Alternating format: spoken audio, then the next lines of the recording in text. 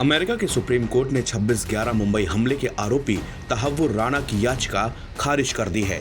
राणा ने अपनी याचिका में कहा था कि उसे भारत प्रत्यर्पित न किया जाए। अपना प्रत्यर्पण रोकने की मांग करते हुए राणा ने कोर्ट में इमरजेंसी अपील की थी। इसे अदालत ने खारिज कर दिया है। राणा ने अपनी अर्जी में कहा था कि पाकिस्तानी मूल का मुस्लिम होने के कारण भारत में उसे यातना दी जाएगी।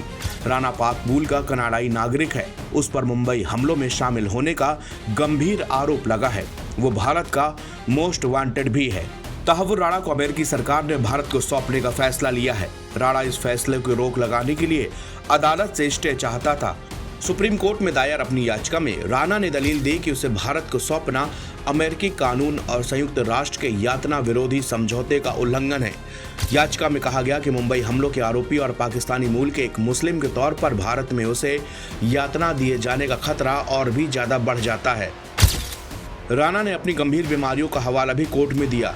उसने बताया कि उसके पार्किंसंस रोग, मूत्राशय, कैंसर, किडनी की बीमारी और अस्थमा जैसे रोग हैं।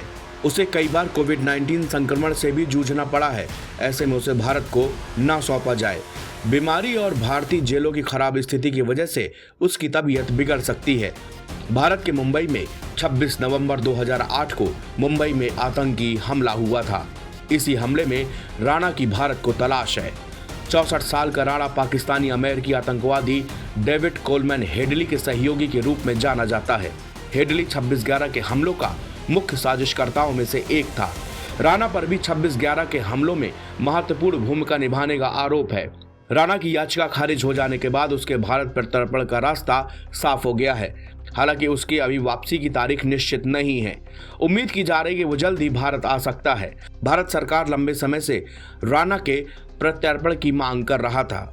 भारत आने के बाद उस पर मुकदमा चलाया जाएगा। इस महीने व्हाइट हाउस में नरेंद्र मोदी से मुलाकात के वक्त डोनाल्ड ट्रंप ने तहव्वुर राणा को भारत भेजने की बात कही थी। उन्होंने कहा था कि उनका प्रशासन मुंबई हमले के आरोपी तहव्वुर राणा को भारत भेजने के लिए तैयार है। लेकिन तहव्वुर राणा ने भारत को अपने प्रत्यर्पण पर तत्काल रोक लगाने के लिए संयुक्त राज्य अमेरिका की सुप्रीम कोर्ट का दरवाजा फिर से खटखटाया था।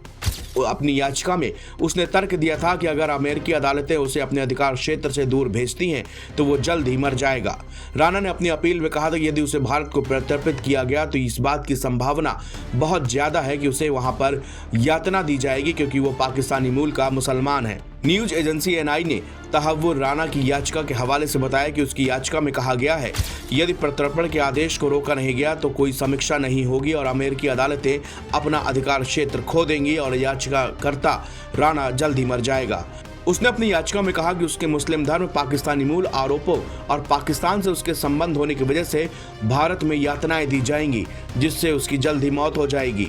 आतंकी तहव्वुर राणा ने अपनी याचिका में अपने बिगड़े हुए स्वास्थ्य के बारे में हवाला दिया। उसने बताया कि उसे कई तरह की स्वास्थ्य समस्याएं हैं। उसे पेट की बीमारी है, जिससे उसके पेट फटने का खतरा भी है।